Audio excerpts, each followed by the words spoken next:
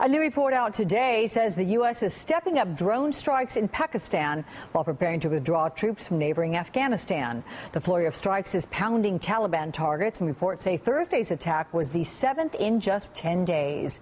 NBC News foreign correspondent Ayman Mohyeldin is joining me here in New York for a change. We're glad you're here again. Good to be here. Can one directly correlate the increase in drone attacks to a withdrawal of basically the manpower, the troops on the ground? Well, if you had to look at the numbers, the short answer is no. Since President Obama came into office, there have been close to 300 strikes in various countries as a result of these drone strikes. So the indication is, or the data suggests, that in fact this was prior to any announcement or potential announcement of a U.S. withdrawal from Afghanistan. So the U.S. has increased this type of operation. There's no doubt that with the reduction of troops in Afghanistan, the U.S. will resort to more and more either covert operations or more aerial strikes. But for the time being, it doesn't appear to be a shift in policy or a change in policy, because we've seen already over the past 4 years what the Obama administration has been doing with these aerial strikes. Aerial drone strikes aside, does the CIA need to pull out at the same time as the military? Because doesn't the military help back up many of their operations?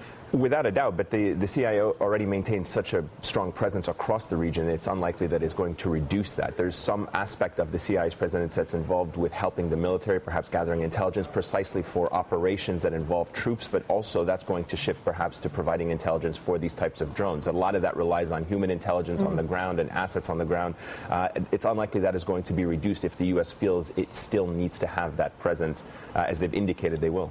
So wait, does the CIA operate in its own kind of bubble? I mean, are they going to be able to as effectively bring this human intelligence with less people on the ground?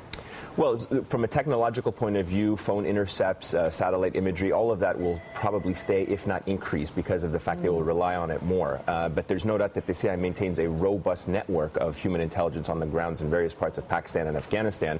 But the CIA provides the military, and the military provides the CIA with a lot of intelligence. They share that. But there's no doubt that the CIA runs a lot of the networks, or maintains a lot of the networks in these parts of the world that provide the operational intelligence that feeds into the military, and sometimes not the other way around. Put in perspective for me how effective drones are as a weapon. You know, that's a very interesting question. From the American perspective, at least certainly from the Obama administration, they'll argue it is effective. But a lot of people are raising questions from the ethics, the legality of it. It creates a sense of resentment in these countries where these strikes happen.